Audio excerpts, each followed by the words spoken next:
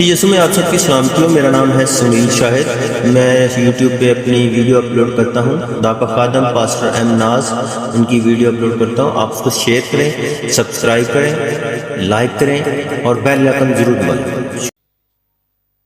और ये आयात मुकद्दसा जो है मत्ती रसूल की मार्फत लिखी गई इंजील, उसके पहले बाब की 21वीं, 22वीं और 23वीं, बल्कि 3 आयात हैं ये, जो मैं चाहता हूं कि हम इनको तिलावत करें।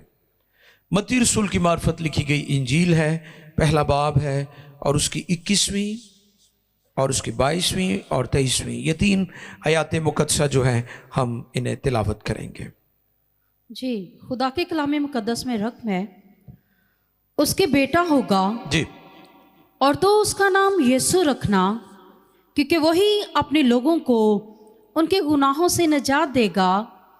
ये सब कुछ इसलिए हुआ कि जो कुछ खुदावन ने नबी की मार्फत कहा था वो पूरा हुआ हो, कि देखो एक कंवारी हामला होगी और बेटा जनेगी और उसका नाम इम्मानुएल रखेंगे, जिसका तर्जमा है खुदा हमारे साथ। आमीन। पाक कलाम के पढ़े, सुने, समझे और कबूल किए जाने पर खुदावंद की बरकत। सब कहेंगे आमीन। 2 नाम थे इन 3 आयात में मेरे सामने, यीशु और इम्मानुएल। यीशु और इम्मानुएल। इम्मानुएल उसकी नेचर है, नेचर ऑफ गॉड। ये नाम खुदा की फितरत को जाहिर करता है। अब खुदा की फितरत क्या है? इंसान को उसने अपनी सूरत, अपनी शबी पर बनाया। और खुदा ठंडे वक्तों में आदम के साथ मुलाकात करने जाता था। ये उसकी नेचर में था कि जिस बशर को उसने अपनी शबी पर बनाया है, अपनी खूबियां उसके अंदर रखी हैं, वो उसके साथ दायमी रफाकत, शराकत, फेलोशिप रखना चाहता है। ये उसकी नेचर है। इम्मानुएल उसकी नेचर को पेश करता है। और यीशु, ये उसका काम है जिस काम के लिए वो दुनिया में आया था। तो उसका नाम यीशु रखना, क्योंकि वही अपने लोगों को उनके गुनाहों से, क्यों खुदावंद दुनिया में आए थे? निजात देने के लिए। ये उनका ऑफिस है, ये उनका काम है। इस मकसद, इस काम के लिए खुदावंद यीशु आए थे। आप इन 2 नाम हैं, इन 2 नामों को जब हम गौर करते हैं तो ये बिल्कुल जुड़े हुए हैं आपस में। इनकी बहुत ज्यादा शराकत है आपस में। इम्मानुएल, इस पर ज्यादा हमारा फोकस होगा आज के मैसेज में। क्रिसमस के अयाम में बहुत सारे लोग हमें अफसुर्दा नजर आते हैं। उनमें कई लोग ऐसे भी हैं जिनके किसी अजीज की डेथ हो गई है। वो कहते हैं मैं कपड़े नहीं सवाने क्योंकि साढ़े घर से फौतगी हो गई है। कहते हैं ना। मैं आज आप लोगों को थोड़ा आगे लेके जाना चाहता हूं रूहानी तौर पर। या वो कहते हैं जी मेरी मामा की डेथ हो गई थी, मेरे बाप की डेथ हो गई थी, तो इसलिए मैं क्रिसमस सेलिब्रेट नहीं करूंगा। क्योंकि वो अपने आप को तन्हा महसूस करते हैं। तन्हाई है, लोनलीनेस उनकी लाइफ में। ये गैप है जिसके सबब से वो उदास हैं। वो कहते हैं ये कमी है मेरी जिंदगी में, इस कमी ने मुझे उदास कर दिया है, इसलिए मैं क्रिसमस सेलिब्रेट नहीं करूंगा। लेकिन आज मैं आपको पैगाम देना चाहता हूं कि हमारी खुशियों और हमारे गमों से बढ़कर है क्रिसमस की सेलिब्रेशंस। इससे बाहर आने की जरूरत है आपको।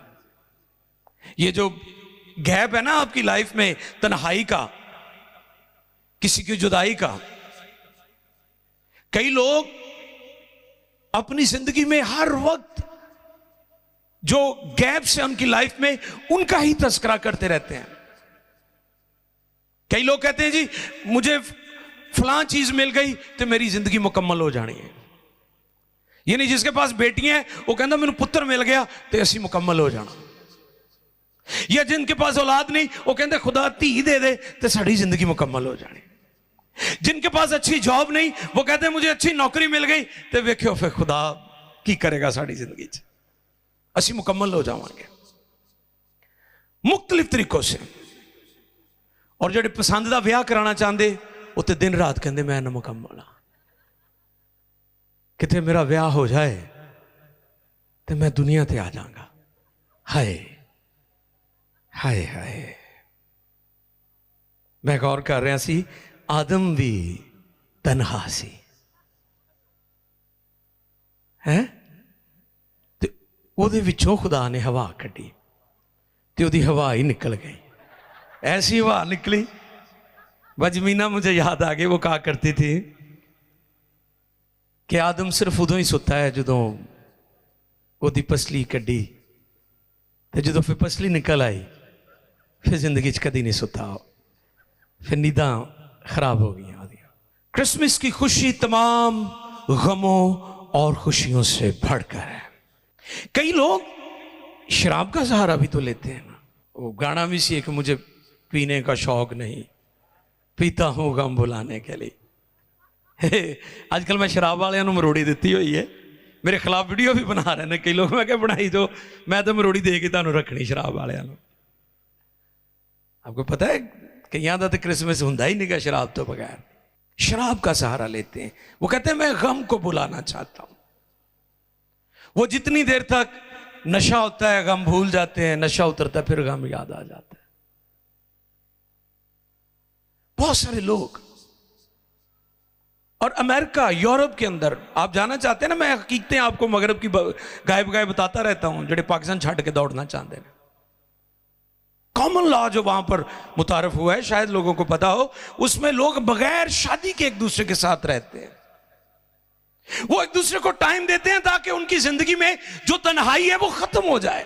ये वो सारी चीजें हैं जो खुदा के कलाम के खिलाफ है। ये खुदा के कलाम का पैटर्न नहीं है, ये मगरब का, यूरोप का। क्योंकि आपको पता है कि जो लोग मसीहत के मुखालफीन हैं वो हमेशा मगरब की मिसालें देते हैं, लेकिन उनको यह भी जानने की जरूरत है बाइबल और मगरब ये दोनों फर्क पाते हैं।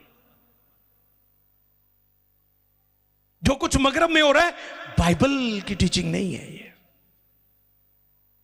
और ना ही बाइबल मगरब से आई है बल्कि मशरक से मगरब की तरफ गई है। हालेलुया। अंताकिया से रसूलों को भेजा गया था और वो फिर यूरोप में गए हैं और वहां पर इंजील फैली है। तो आज हमारी दुनिया, हमारे लोग अपनी जिंदगी में तन्हाइयों में, उदासियों में, महरूमियों में जो गैप्स हैं उनकी लाइफ के, उनको फिल करने के लिए उनके अल्टरनेट ढूंढे हुए लोगों ने मुतबादल ढूंढे हुए हैं। जैसे मैंने कहा, नशे के लोग आदी हो जाते हैं अपने गमों और तन्हाइयों और उदासियों और महरूमियों के बाइस। लेकिन मेरे पास आपके लिए गुड न्यूज है। इमैनुअल, जिसका तर्जुमा है खुदा हमारे साथ। आपकी जिंदगी में कोई और चीज इन गैप्स को पूरा नहीं कर सकती, सिर्फ इमैनुअल पूरा कर सकता है। इमैनुअल का तर्जुमा है खुदा हमारे साथ। अच्छा, कईयां दा नाम ही इमैनुअल हुंदा है लेकिन खुदा उन्हां दे नाल कोई नहीं हुंदा। हाँ, तुसी वेख लो, कईयां दे नाम इमैनुअल ने ते खुदा उन्हां दे नाल। मैं उन्हां इमैनुअलां दी गल नहीं कर रहा जो खुदा का बेटा दुनिया में है, मैं उसकी बात कर रहा हूं। इमैनुअल, अहद के संदूक के बारे में मैं गौर कर रहा था। कल भी मुझे किसी ने सवाल किया, मैं और भाई आसिफ किसी फैमिली में थे तो अहद के संदूक की हम बात कर रहे थे। आर्क, तबूत सकीना, हमारे जो इस्लामी भाई है उसे तबूत सकीना बोलते हैं। अहद का संदूक क्या था उसमें, बताएं जरा मुझे। हाँ जी, पहले उसकी जरा बनावट पर गौर कर लें। वो महज कीकर की लकड़ी का बनाया गया था और उसके ऊपर जब सोना लगा दिया गया तो उसकी कीमत कुछ और बढ़ गई। लेकिन उसकी असल कीमत उस वक्त बनी जब खुदा के 10 अहकाम, हारून का असा और मन से भरा हुआ मर्तबान जो खुदा ने बियाबान में मौजज़ा किया था बनी इसराइल के लिए, उसके अंदर रख दिया गया। उसकी कीमत और बढ़ गई। अब बनी इसराइल अहद के संदूक के बगैर आगे नहीं बढ़ते थे, क्योंकि जहां जहां वो जाते थे वो अहद के संदूक को आगे कर देते थे, क्योंकि उस पर खुदा की हुजूरी थी, उस पर खुदा का जलाल था। वो समझते थे कि खुदा हमारे साथ है, खुदा हमारे साथ है। और अगर खुदा मूसा ने कहा था कि ऐ खुदा अगर तुम्हारे लश्करों के साथ नहीं जाता तो हमें आगे मत लेकर जाना, क्योंकि मूसा जान गया था कि हमारी जिंदगी में जो फतुआत है, जो बरकत है, वो खुदा की मौजूदगी की वजह से है। यीशु ने कहा था तुम मुझसे जुदा होकर कुछ नहीं कर सकते, इसलिए वो अहद के संदूक को अपने साथ साथ रखते थे। अहद का संदूक उनके दरमियान खुदा की हजूरी, उसकी प्रेजेंस की अलामत था, लेकिन वो भी आर्जी था, क्योंकि वो यीशु मसीह की तरफ इशारा कर रहा था। और फिर जाति जूलियत के बारे में जब हम गौर करते हैं कि दाऊद उसके सामने जाता है तो उसने कहा मैं बर्छियां और नेज़े और तलवारें लेकर तेरे सामने नहीं आ रहा हूं, मैं रब्बुल फाज के नाम से तेरे सामने आ रहा हूं। मैं तेरा मुकाबला जिस्मानी हथियारों से नहीं करूंगा। तेरी और मेरी लड़ाई जिस्मानी हथियारों की नहीं है, ये जंग भी खुदा की है और खुदा ही इस जंग को लड़ेगा। दाऊद कहता है मैं यहोवा के नाम से तेरा मुकाबला करूंगा, क्योंकि उसका ईमान था कि खुदा मेरे साथ है, और जब खुदा आपके साथ होता है तो आपको दिलेरी होती है। और जब हम ओल्ड टेस्टमेंट को पढ़ते हैं तो वहां पर खुदा अपने लोगों के साथ होता था, थोड़े वक्त के लिए जाहिर होता था, कलाम करता था, रूह कुछ भी नाजिल होता था और फौरन वापस चला जाता था। लेकिन यहां पर जो पिक्चर है वो और है। इमैनुअल, गॉड विद अस, खुदा हमारे साथ। आपके साथ कौन है? आपके साथ कौन है? आज इस बात को सीखने की जरूरत है। कुलसियों पहले बाब की 15वीं आयत से पढ़िए जरा 19वीं आयत तक, ताकि हम जान जाएं यीशु मसीह कौन थे, क्या थे, क्यों दुनिया में आए। कुलसियों पहले बाब की 15वीं आयत से लेकर 19वीं आयत मुकद्दसा तक। वो अंधे के खुदा की सूरत, वो अंधे के खुदा की सूरत, किसकी बात हो रही है? खुदावंद यीशु इमैनुअल की बात हो रही है। वो अंधे के खुदा की सूरत और तमाम मखलूकात से पहले, तमाम मखलूकात से पहले मौजूद है। वाओ, गौर करें इस पर। कई लोग ये समझते हैं कि यीशु मसीह का आगाज जो है वो चरनी से हुआ है। बैतलहम की उस चरनी में जहां पर वो सितारा रुक गया, मजूसी गए हैं, फरिश्ते आए हैं,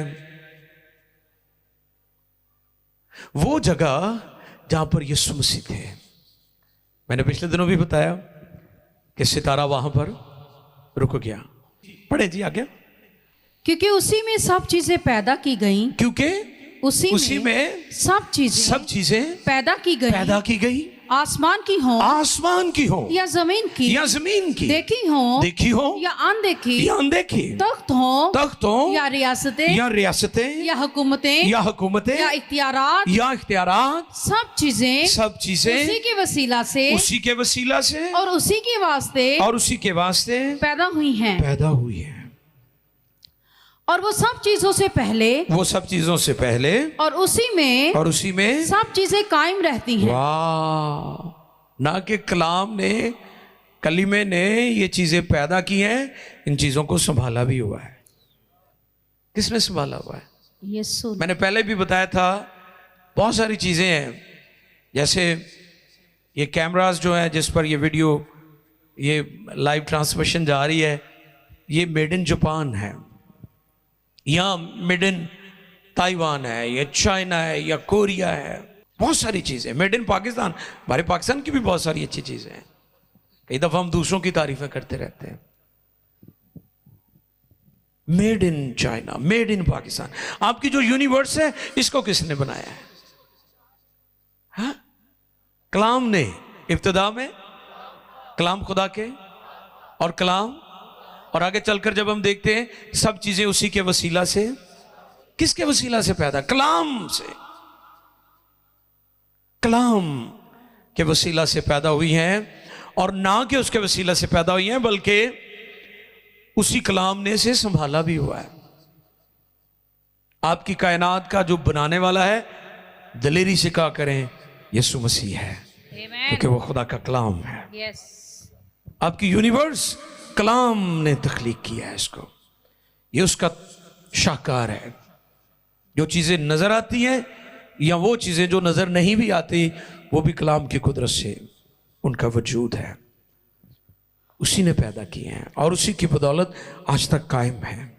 और वही बदन और वही बदन, यानी कलीसिया का सर है, हाँ जी, कलीसिया का सर है, वही इब्तदा है, वही इब्तदा है, और मुर्दों में से जी उठने वालों में और मुर्दों में से जी उठने वालों में से पहले उठा, ताकि सब बातों में उसका अव्वल दर्जा हो, उसका अव्वल दर्जा हो।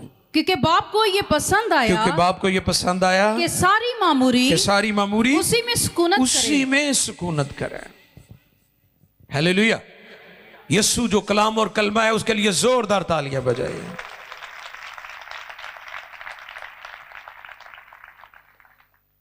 अगर आपकी जिंदगी में किसी भी तरह से,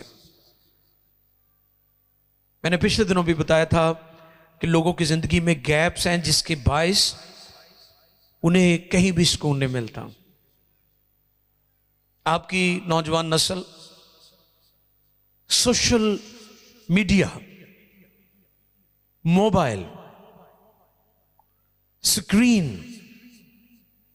आप गौर करें कि किस तरह लोग एडिक्ट हो चुके हैं, किस तरह वो उसको, जैसे एक शख्स जिसे नशा हुआ है, और नशा करने वाला शख्स नशे के बगैर रह नहीं सकता। लोगों को इसी तरह आज मोबाइल और स्क्रीन का नशा हो चुका है और वो इस नशे में मुब्तला है। मां अपनी जान छुड़ाने के लिए कि बच्चा मैनू तंग कर रहा है, मोबाइल दे देती है, वो गेमा वेख रहा तो खेलता रहता है, वो चीजों को देखता रहता है, और मां कहती मेरी जान छुट्टी। आज आपकी नस्लें, आपके बच्चे, आपके खानदान, आपकी नौजवान नस्ल किस तरफ जा रही है? क्योंकि उनकी लाइफ में गैप्स है, मुख्तलिफ तरह से उनकी जिंदगी में तन्हाइयां हैं, महरूमियां हैं। उनको फिल करने के लिए, उस खला को पुर करने के लिए वो मुख्तलिफ तरीके इस्तेमाल कर रहे हैं। लेकिन आज सुबह मैं गुड न्यूज़ देना चाहता हूं, अगर खुदा आपके साथ है तो फिर सारी कमियां पूरी हो जाएंगी। आप इमैनुअल को ले लें तो फिर आपकी जिंदगी में खुशी आ जाएगी, वो खुशी जो शायद कोई और नहीं दे सकता, किसी और चीज से आपको नहीं मिलेगी। वो खुशी आपको मिल सकती है इमैनुअल की बदौलत। जैसा मैंने शुरू में कहा, इमैनुअल उसकी नेचर है।